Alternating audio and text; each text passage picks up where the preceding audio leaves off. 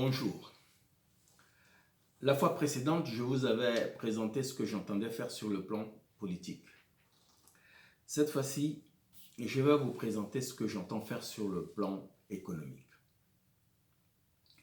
Sur ce plan, je m'engage à privilégier les investissements qui sont les véritables outils de création de richesse nationale. Ceci dit, dans les limites de 6 mois, je vais assainir effectivement les finances publiques pour permettre aux partenaires économiques bilatéraux et multilatéraux de s'engager avec la République centrafricaine dans des programmes de développement susceptibles de garantir une relance économique durable. Je vais engager un programme robuste de désenclavement par la mise en chantier du bitumage des réseaux routiers suivants. Baoro, Gambula, en passant par Berberati. Bangui, Berberati, en passant par Mbaïki, Bouda, Ngoto et Croisement Yamando. Sibut, Amdafok, en passant par Dekwa, Kagabandoro, Bamingi, Ndele et Birao. Sibut, Obo, en passant par Bambari, Alindao, Bosangwa, Rafai, Zemio et Mboki. Damara Moyen Sido, en passant par Bokangolo, Buka, Batangafo et Kabo. Bosambele Bekaim, en passant par Bosangwa, Nana Bakassa et Bemal. Et enfin, Bambari Birao, en passant par Ipi, Bria, Wada et Wadadjali. Mais les anciens réseaux déjà bitumés, à savoir Bangui Sibut, Bangui Mbaïki et Bangui Baoro, demandent d'être réhabilités. Je voudrais faire une précision par rapport à ce point. Ce programme est le point d'orgue de cette profession de foi. Cela paraît irréalisable, mais ce n'est pas mon avis. Parce que je ne pense pas qu'il puisse avoir développement en République centrafricaine sans infrastructure de transport. Alors je mettrai tout en œuvre pour que ce point ou ce programme aboutisse. Je vais démarrer en concertation avec les pays voisins du Sud, notamment les deux Congos, une étude dans l'optique de rendre le fleuve Ubangui navigable toute l'année, ceci dans le but de renforcer notre capacité de désenclavement. Cela me paraît un projet réalisable. Il dépendra du sérieux qu'on mettra à un tel projet qui peut être considéré comme un projet sous-régional. Je vais engager avec détermination la résolution du problème de coupure d'électricité à Bangui. Cela dictera d'engager des grands travaux et de bousculer certaines habitudes inorthodoxes dans le fonctionnement de l'ENERCA. Cette restructuration s'avère indispensable pour résoudre efficacement le problème. Ceci étant dit, il me paraît aussi opportun d'envisager de résoudre le problème d'alimentation en courant électrique 24 heures sur 24 des villes de l'arrière-pays. Dans cette optique, la procédure de mise en valeur des chutes de Kembe et Tutubu sera envisagée. Et même si les études de faisabilité ne garantissent pas une certaine rentabilité, il faut nécessairement prospecter d'autres voies. Car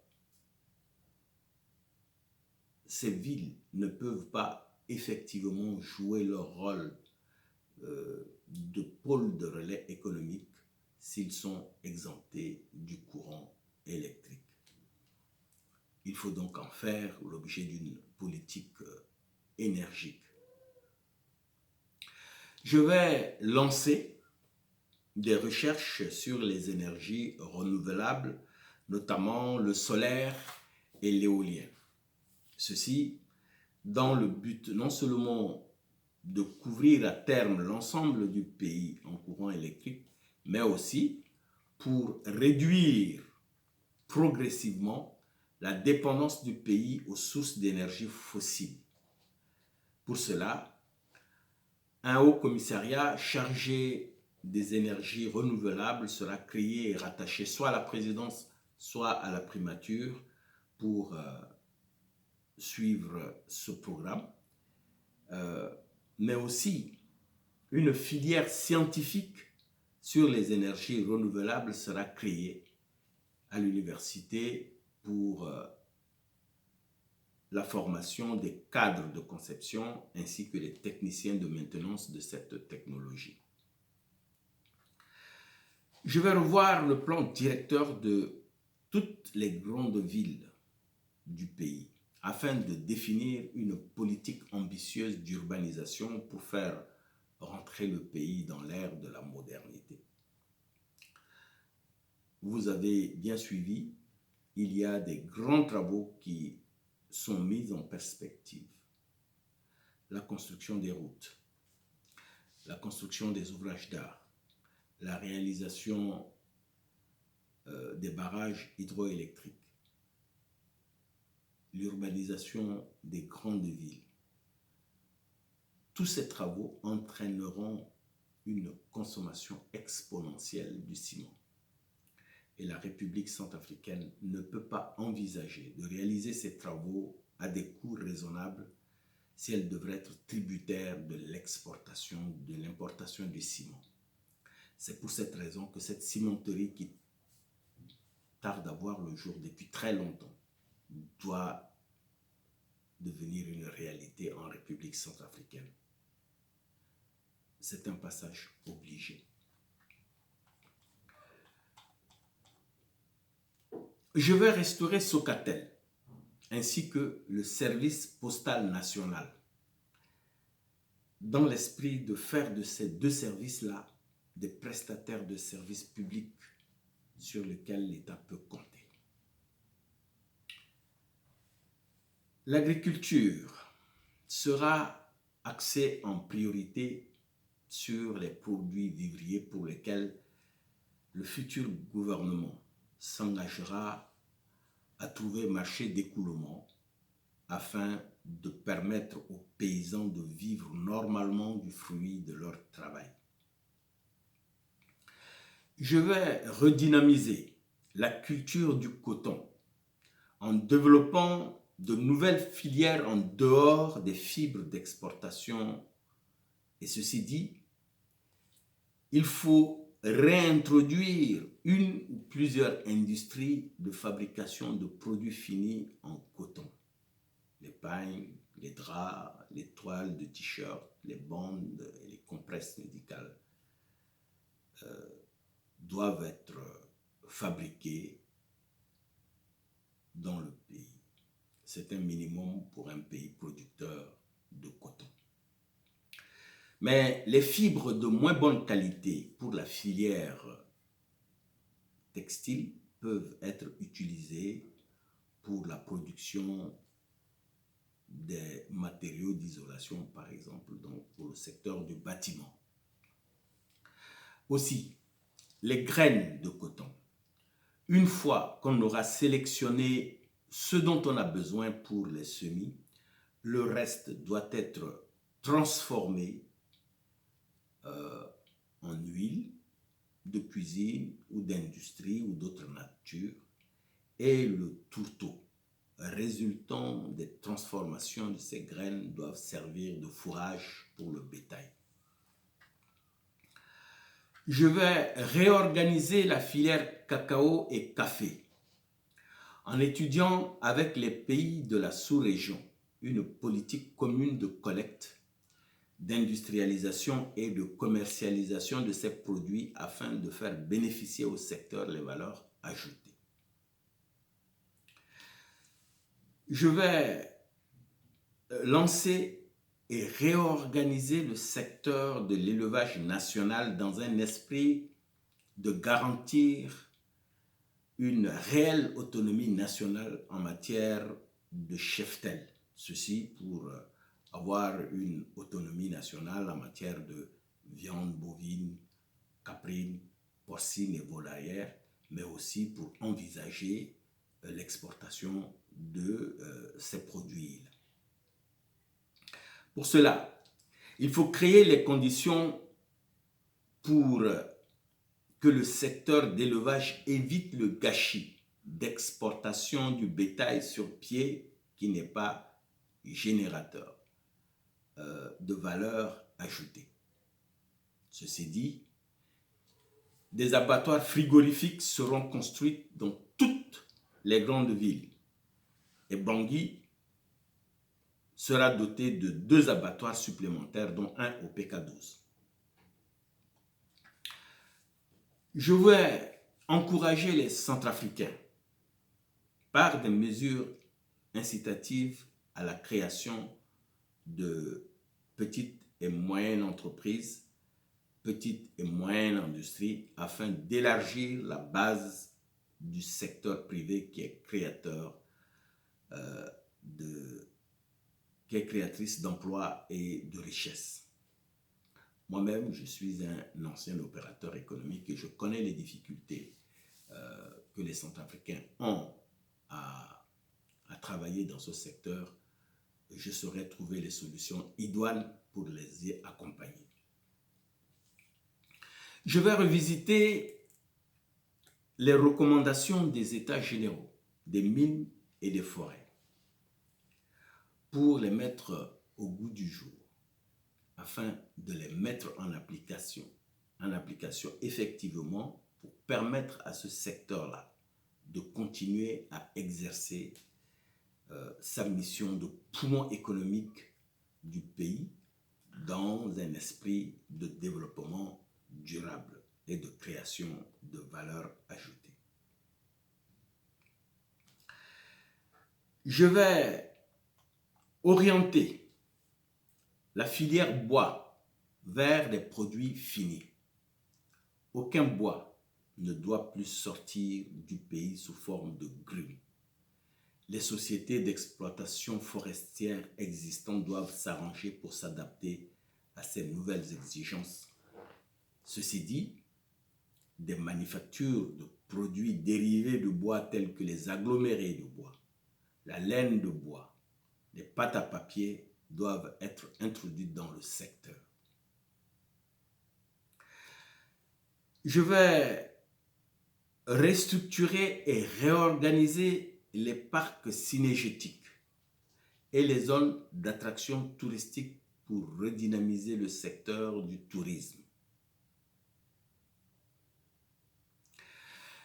Les zones minières, notamment les zones diamantifères et aurifères, seront classées zones de stratégie militaire. Cela dit ce que cela dit. Et le secteur sera réorganisé pour une réelle maîtrise de son fonctionnement afin d'en faire un secteur sur lequel l'État peut compter en matière de recettes.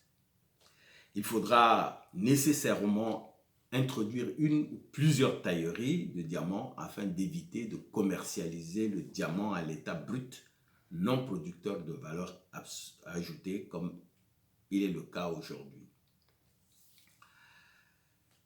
Je vais lancer des recherches dans le domaine minier. Quand je dis je vais lancer, c'est-à-dire j'entends commanditer une recherche dans le domaine minier en général, afin de déterminer les potentialités réelles que regorge le sous-sol national pour que nous puissions décider d'une manière objective de la manière dont nous devrons les exploiter. Je vais étudier avec les pays voisins, notamment ceux de la CEMAC, qui sont déjà producteurs de pétrole. Vous savez bien que là où il y a du pétrole, il y a aussi du gaz. Si les études de faisabilité permettent de savoir qu'il y a une certaine rentabilité, il est indispensable d'importer le gaz par gazoduc ou par pipeline si vous voulez, et implanter sur le territoire national une ou plusieurs unités de mise en bouteille de gaz afin de mettre ce combustible à la disposition du grand nombre, surtout de ceux qui habitent les grandes villes.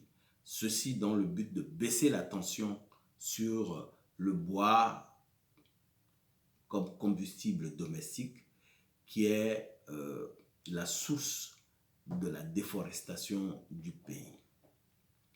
Et dans cette même ordre d'idées, je disais tantôt que si l'exploitation des chutes de Kémé et de Toutoubou ne donnait pas de résultats, qu'il fallait rechercher d'autres voies pour l'électrification et la fourniture du courant électrique des villes de l'arrière-pays, si nous avons du gaz sur le territoire national, soit par importation ou bien par gisement local, nous pouvons créer des centraux thermiques qui peuvent fonctionner avec ce combustible et mettre donc de l'électricité à la disposition du grand nombre à partir de ce combustible.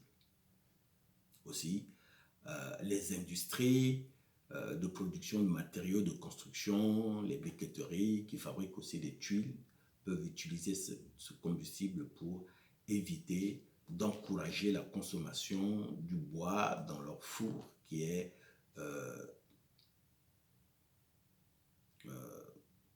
le système qui entraîne la déforestation du pays. Et je vais, en ce qui concerne le dernier point, je vais lutter sans merci contre la corruption et les malversations financières. Les malversations financières et la corruption gangrènent énormément l'économie de notre pays. Et nous avons laissé cela perdurer, que s'y attaquer semble être un programme impossible.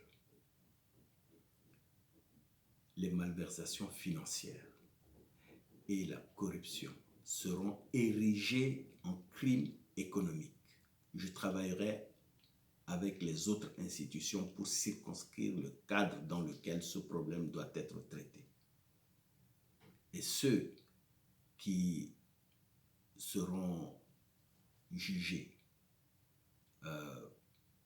ou pris en flagrant de corruption ou d'agir dans le cadre des malversations financières seront punis avec la dernière rigueur. Et j'entends m'y employer avec détermination. Voilà ce que j'entends mettre en chantier si je devrais diriger le pays à partir du prochain mandat.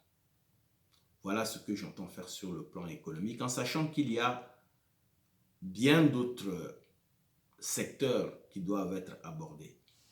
Mais dans un mandat, il me paraît impossible de résoudre l'ensemble des problèmes que nous avons si nous n'avançons pas avec méthode. La prochaine fois, je vous présenterai ce que j'entends faire sur le plan social. Je vous remercie.